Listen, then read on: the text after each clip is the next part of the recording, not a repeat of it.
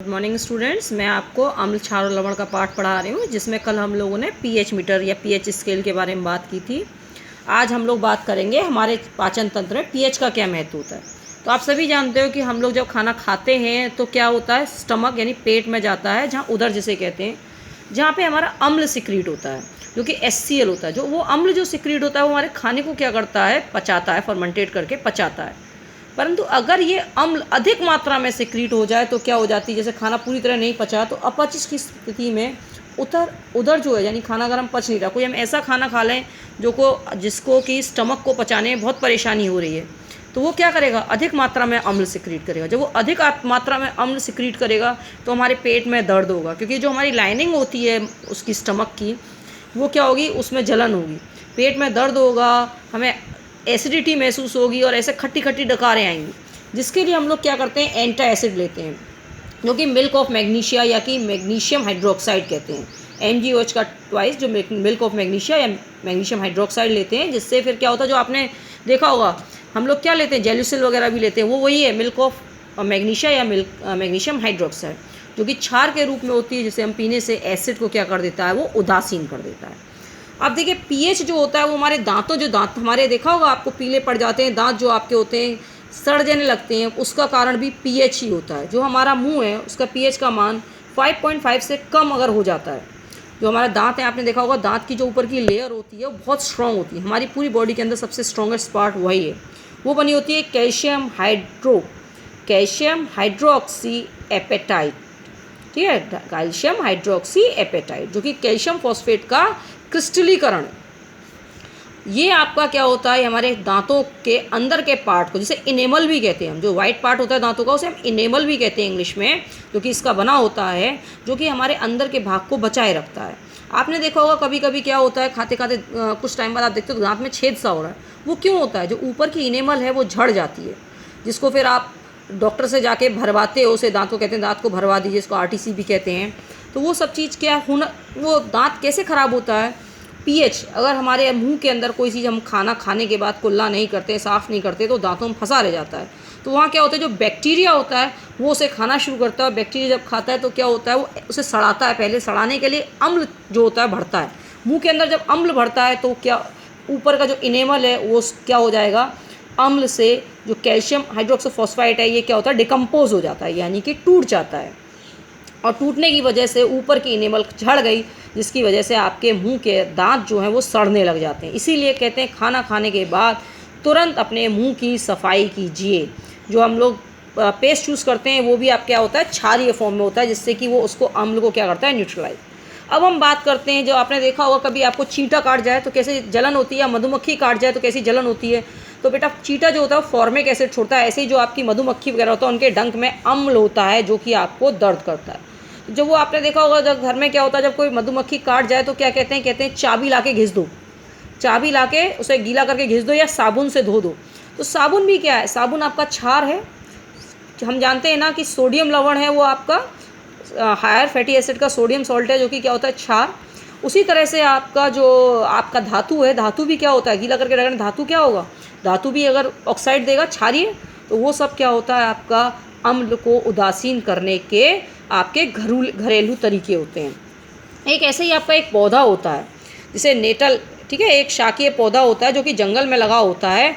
इसके जो बाल होते हैं वो डंक नुमा, यानी अगर हमारे चुभ जाएँ तो बहुत बुरी तरह हमारी जलन कर देते हैं। इन बालों में क्या होता है, मेथेनोइक अम्ल का श्राप के कारण ये क्या करते हैं, दर्द करते हैं। तो इसमें क्या होता है, इस डंक के इसी पौधे के पास एक और इसका एंटीडोट, आपने सुना होगा, हमारे उसमें लिखा होता है, शास्त्रों में लिखा है कि जो भी आपके जहरीले पौधे हैं उन्हीं के बगल में उनका एंटीडोट भी पाया जाता है, बस पहचानने की ज़रूरत होती है। तो ये नेटल जो आपका, इसी के बगल में एक इसका पौधा होता है जिसको एंटीडोट कहते हैं। उसके अंदर एक जो रक्त होता है उसको हम घिस लेते हैं, देखिए यही है। पारंपरिक तौर पर इसका डंक वाले स्थान पर डॉक पौधे, इसका नाम होता है डॉक पौधे को जब हम घिसते हैं, रगड़ते हैं, तो क्या होता है, वो आपका क्षारीय होता है और उसको क्या कर देता है, आपके इसके अम्ल को उदासीन कर देता है। तो देखिए अब हम आपको कुछ अम्लों के नाम बताएंगे जो कि हम लोग खाते हैं। सिरका है, सिरका हम लोग खाते हैं, संतरा हम खाते हैं, सब अम्लीय हैं, इमली, टमाटर। तो सिरका में क्या होता है, एस्टिक एसिड, ठीक ठीक है। संतरा में क्या होता है, सिट्रिक एसिड, इमली में क्या होता है, टार्टरिक एसिड, टमाटर में क्या होता है, ऑक्सैलिक एसिड। ऐसे खट्टा दूध जो दही होता है, लैक्टिक अम्ल, नींबू में सिट्रिक अम्ल, चींटी का डंक मेथेनोइक अम्ल, नेटल का डंक मेथेनोइक अम्ल, ठीक है। ऐसे फॉर्मिक अम्ल जो आपका वो डंक मारती है, जो क्या कहते हैं, मधुमक्खी। लवण के संबंध में अधिक जानकारी। अब हम लवण की बात करते हैं। हमने आपको बताया कि जब अम्ल और क्षार क्रिया करते हैं तो क्या बनता है, लवण और पानी। तो बेटा अगर अम्ल और क्षार, मान लीजिए दो अम्ल और क्षार की हम बात करते हैं। अम्ल और क्षार हमने NaOH लिया और HCl लिया। आपने NaOH लिया, क्या लिया, और HCl। जब NaOH और HCl आपने लिया तो उसमें क्या हुआ, अम्ल और क्षार ने जब क्रिया करी तो आपका उदासीनीकरण की क्रिया होगी। दोनों एक बराबर के ले लिए। आपने एक लिया अम्ल, यानी हमने लिया HCl, और क्या लिया, NaOH। दोनों एक मोल ले लिए तो उदासीनीकरण की क्रिया पूर्ण रूप से संभव हो जाएगी और आपका बनेगा NaCl और H2। पर मान लीजिए आपने अम्ल ले लिया ज़्यादा और क्षार लिया कम, अम्ल लिया ज़्यादा और क्षार लिया कम, तो क्या होगा, आपका जो लवण बनेगा उसके साथ थोड़ा सा अम्लीय पार्ट रह जाएगा। जैसे अब हम बात करते हैं आपका, ठीक है, आपका ये ले लेते हैं हम लोग, एक आपका है, आपने सुना होगा NaHSO4, इसे बोलते हैं सोडियम बाइसल्फेट।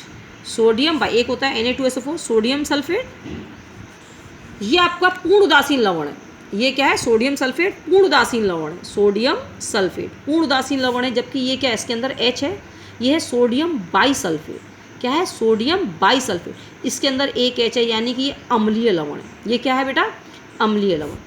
तो ये चीज़ आपकी ऐसे ही अगर हम बात करें, जैसे आपका ये एक CaCO3 कैल्शियम कार्बोनेट, ये आपका कैल्शियम कार्बोनेट जो है ये पूर्ण उदासीन है। क्या है, आपका पूर्ण उदासीन है। जबकि अगर हम बात करें CaHCO3, अब SCO3 पे 1 होता है तो ये आपका CaCO3 ट्वाइस हो जाएगा। ये है कैल्शियम बाइकार्बोनेट। क्या है, कैल्शियम बाइकार्बोनेट। ये आपका क्या है, ये ऐसे लिखा जाएगा कि ऐसे लिखा जाएगा, ये कैसे लिखा जाएगा आप ज़रा मुझे बताइएगा, रीज़न। देखिए मैं आपको समझा देती हूँ। ये आपका क्या है, कार्बोनिक एसिड होता है H2CO3, ठीक, इसमें से एक H हटा, क्या लग गया, कैल्शियम। तो ये ऐसे लिखा जाएगा, ऐसे लिखा जाएगा। क्यों लिखा जाएगा ये आप मुझे समझाएंगे, ये फॉर्म सही है कि ये फॉर्म सही है, कोशिश कीजिएगा, बाकी फिर मेरा काम। तो कैल्शियम बाइकार्बोनेट जो होता है वो भी क्या है, एक अम्लीय है, ठीक। ऐसे ही आपका है, ऐसे ही आपका क्षारीय भी होते हैं। अगर किसी में एक OH बच जाता है, जैसे आपका ये है CaOH का ट्वाइस, ये क्षार है, इसमें से एक OH लगे हट जाए और क्या लग जाए, कोई आपका फॉर्म लग जाए, किसका, जैसे CaOH होल ट्वाइस का हम रिएक्शन कराएंगे, ये क्या क्षार, इसका रिएक्शन हमने कराया H2SO4 से, तो आपका क्या बनेगा, ये क्या क्षार और ये क्या है आपका अम्ल, बनेगा आपका CaSO4 प्लस जल, पूर्ण उदासीन हो गया। पर अगर ये पूर्ण उदासीन ना होकर CaOHSO4 बन जाए तो क्या होगा, CaOHSO4 बनता है तो वो क्या हो गया आपका, क्षारीय। तो ये ऐसे ही क्षारीय अम्ल, और आपका अब, या फिर हम ये कहें कि आपका हमने कराया CH3COOH प्लस NaOH, तो बेटा ये आपका क्या है, ये आपका स्ट्रॉन्ग बेस है, यानी कि प्रबल क्षार है। और ये क्या है, दुर्बल अम्ल, ये प्रबल क्षार और दुर्बल अम्ल। तो जो आपका बनेगा वो भले आपका ये है CH3COONA प्लस H2, परंतु ये पूरी तरह से, इसने इसको पूरी तरह से उदासीन नहीं करा, तो जो आपका बनेगा वो क्षारीय होगा। जो आपका बनेगा वो क्या होगा, क्षारीय। तो ये चीज़ हमारे को ध्यान रखनी है। तो वही है कि गुणधर्म, हम लोग लवण जो है उसका गुणधर्म के बारे में बात कर रहे हैं।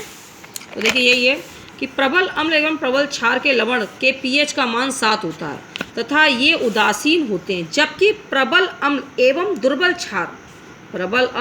दुर्बल क्षार के लवण का pH 7 से कम होता है, ये अम्लीय होते हैं। प्रबल क्षारक एवं दुर्बल अम्ल, क्षारक प्रबल, दुर्बल अम्ल के लवण pH 7 से अधिक होता है तथा ये क्षारीय होता है। अब आ जाइए साधारण नमक का रसायन। साधारण नमक क्या है आपका, आप जानते हैं कि हाइड्रोक्लोरिक अम्ल तथा सोडियम हाइड्रोक्साइड के विलयन अभिक्रिया से उत्पन्न लवण को सोडियम क्लोराइड कहते हैं। देखिए मैं आपको समझा देती हूँ। सोडियम हाइड्रोक्साइड और ये NaOH प्लस HCl, क्या बना आपका NaCl प्लस H2, ये आपका होता है नमक, सोडियम क्लोराइड। तो वही चीज़ आपका बता रहे हैं। सोडियम क्लोराइड कहते हैं। इसी लवण का हम, ठीक है, अपने भोजन में उपयोग करते हैं। तो ये आपका दे रखा है, समुद्री जल में कई प्रकार के लवण घुले होते हैं। इन लवणों में सोडियम क्लोराइड को पृथक किया जाता है। विश्व के कई भागों में भी कठोर लवण का ये होता है। कई सारे नमक देखा होगा, इनके अंदर कई सारे खनिज लवण भी होते हैं, तो उनको क्या करते हैं, हटाते हैं, इसे खनिज, ठीक है। कई आपने देखा होगा भूरे रंग का काला नमक कहते हैं, एक काला नमक होता है, एक सेंधा नमक होता है। तो कई प्रकार के नमक हैं, पर जो हम NaCl यूज़ करते हैं, वो सफ़ेद नमक जो हम यूज़ करते हैं वो NaCl, जो कि डांडी मार्च के द्वारा निकाला गया था।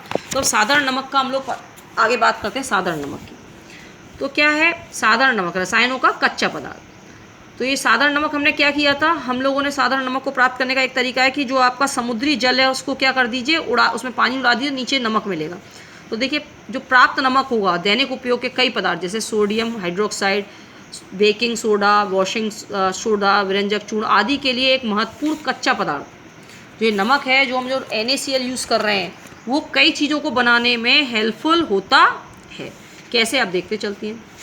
देखिए सोडियम हाइड्रोक्साइड बनाने के लिए नमक का कैसे यूज़ करेंगे, तो सोडियम हाइड्रोक्साइड यानी कि NaCl की जल से क्रिया कराई, NaCl लवण है, जल से क्रिया कराई, क्या बनाएगा, क्षार बना दिया, क्लोरीन निकला और हाइड्रोजन निकला। तो यही है इस प्रक्रिया को, देखिए क्या कहते हैं, इस प्रक्रिया को क्लोर क्षार प्रक्रिया कहते हैं। सोडियम क्लोराइड के साथ जलीय विलयन किया तो क्या बना, NaOH, क्लोरीन और हाइड्रोजन। ठीक है, क्लोरीन गैस। अब ये देखिए आपको ये दिखाया है, इसे कहते हैं आपका इलेक्ट्रोलिसिस। ठीक है, ये आपका है, इसके अंदर क्या है आपका ध्यान से समझते चलिएगा। ये आपका जो पॉजिटिव से जुड़ा होता है, ये हमने दो क्या लिए, इलेक्ट्रोड, क्या लिए, दो इलेक्ट्रोड। एक इलेक्ट्रोड को अपने पॉजिटिव से जोड़ दिया, दूसरे को आपने नेगेटिव से जोड़ दिया। ये इलेक्ट्रोड ग्रेफाइट के होते हैं दोनों। इसके अंदर हमने सोडियम क्लोराइड का क्या लिया है, जलीय विलयन। किसका लिया, जलीय विलयन, सोडियम क्लोराइड का जलीय विलयन। ये यहाँ से नमक का जलीय विलयन डाल रहे हैं। तो देखिए क्या होता जा रहा है, जो सोडियम क्लोराइड का जलीय विलयन है, जो आपका NaCl का जलीय विलयन, तो मैं आपको यहाँ समझाती हूँ, इसको समझिएगा अच्छे से। जो ये आपका होता है NaCl, ये आपका क्या होता है, Na positive plus Cl negative. इसमें टूटा, ये पॉजिटिव पार्ट नेगेटिव इलेक्ट्रोड पे जाएगा और ये नेगेटिव पार्ट पॉजिटिव इलेक्ट्रोड पे जाएगा। बात में समझ रहे हैं आप। तो आपका एक होता है पॉजिटिव इलेक्ट्रोड, जो होता है उसे कहते हैं एनोड। एनोड को क्या कहते हैं, पॉजिटिव इलेक्ट्रोड। और कैथोड जो होता है उसे कहते हैं आपका नेगेटिव इलेक्ट्रोड। ऐसा क्यों कहते हैं, क्योंकि इसे कहते हैं हम एनायन और इसे कहते हैं हम कैटायन। इसे क्या कहते हैं हम, कैटायन। ये नेगेटिव पे जाएगा कैटायन, और इसे हम कहते हैं एनायन। क्या कहते हैं, एनायन। तो ये जो एनायन पे जाता है, जिस पे जाता है उसे एनोड कह देते हैं, कैटायन जिस पे जाता है उसे कैथोड कह देते हैं। तो ये आपका, ये हमने जो सोडियम क्लोराइड का जलीय विलयन लिया है, तो इसके साथ जल भी है, तो यानी जल भी टूटेगा आपका। जल कैसे टूटेगा, ये जल ऐसे टूटेगा। देखिए जल आपका टूटा, H plus OH negative ion, जो कि आपका ये हाइड्रोनियम आयन में कन्वर्ट हो जाता है। तो ये इस तरह से टूटता है जल। जलीय विलयन दो चीज़ है आपका, सोडियम क्लोराइड है और जल है। तो सोडियम क्लोराइड टूटा, H पॉजिटिव। ये कहोगे मैम आपने ये क्यों लगाया है, उत्क्रमणीय अभिक्रिया की वजह से। ठीक है, तो ये आपका ये ना, आप इसे सिंगल फॉर्म में भी लिख सकते हो।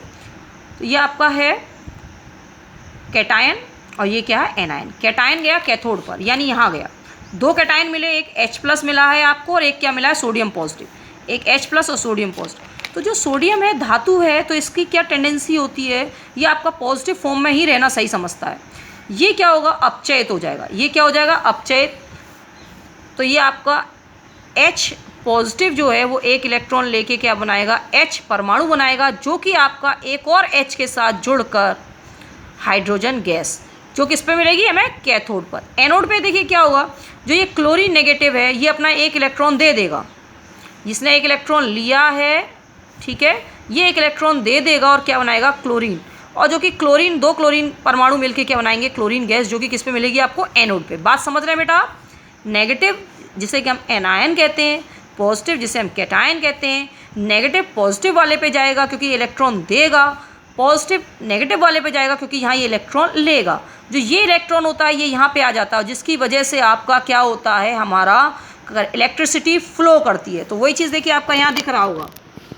देखिए पॉजिटिव पे क्लोरीन निकल रही है, क्योंकि क्लोरीन क्या है, नेगेटिव था, जो कि आपका यहाँ इलेक्ट्रॉन दिया, क्लोरीन निकली। और आपका कैथोड पे नेगेटिव पे हाइड्रोजन गैस निकल रही है और हमें NaOH का विलयन यहाँ से प्राप्त हो रहा है। ठीक है, तो ये चीज़ आपका है बनाने की विधि। तो हम दूसरी चीज़ बनाने की विधि देखते हैं, दूसरा क्या बना रहा है। अब विरंजक चूर्ण देखिए, आप जानते हैं कि जलीय सोडियम क्लोराइड के विद्युत अपघटन क्लोरीन का निर्माण होता है। इस क्लोरीन गैस का उपयोग हम विरंजक चूर्ण बनाने के लिए कर सकते हैं। बुझा चूना जो है, बुझा चूना यानी चूने का पानी, ठीक है, उसमें हमने क्या क्लोरीन गैस डालो, विरंजक चूर्ण मिल जाएगा। ब्लीचिंग पाउडर जो ब्लीच करने के यूज़ आता है, CaOCl2 जिसका सूत्र है, ठीक है, विरंजक चूर्ण आपका ब्लीचिंग करने का काम आता है। बेटा अपनी बुक्स में से ध्यान से पढ़ते रहिए। अब आ जाइए बेकिंग सोडा। बेकिंग सोडा आप लोग खाते हैं, ध्यान होगा। बेकिंग सोडा का सूत्र क्या होता है, देखिए ये होता है सोडियम बाइकार्बोनेट। देखिए बेकिंग सोडा का उपयोग आमतौर पर रसोई घर में स्वादिष्ट खस्ता कचौड़ी वगैरह बनाने में इस्तेमाल किया जाता है। इसका रासायनिक सूत्र क्या है, सोडियम बाइकार्बोनेट। ये कैसे बनता है, नमक से। NaCl जल, कार्बन डाइऑक्साइड और क्या, अमोनिया।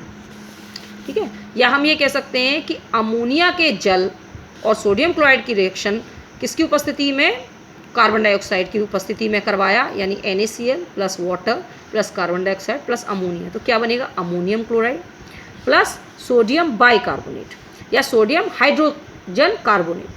तो ये सोडियम हाइड्रोजन कार्बोनेट बेकिंग क्या हो गया, बेकिंग सोडा। और इसी को अगर हम हीट कर दें तो सोडियम कार्बोनेट मिल जाएगा। इसी को अगर हम हीट कर दें तो क्या मिल जाएगा, सोडियम कार्बोनेट। तो ये सोडियम बाइकार्बोनेट जो क्या है, ये अम्लीय है थोड़ा सा, ये क्या है, अम्लीय, क्योंकि इसके अंदर H पॉजिटिव है। जबकि सोडियम कार्बोनेट क्या होगा आपका, ना अम्लीय ना क्षारीय, उदासीन होगा। तो ये है, देखिए बेकिंग सोडा का उपयोग आप लोग देख ही सकते हो। ये बेकिंग सोडा क्या करता है, आपका क्या करता है, फुलाने का काम करता है। जानते हो क्यों करता है, क्योंकि उसके अंदर जब हमने जल डाला तो कार्बन डाइऑक्साइड गैस जो कि क्या करती है, फुलाने का काम करती है। ठीक, तो ये आपकी चीज़ है। इसके अलावा हम लोग आपका धावन सोडा की बात करते हैं, तो धावन सोडा हम बाद में पढ़ेंगे। आज के लिए इतना ही काफ़ी है। Thank you.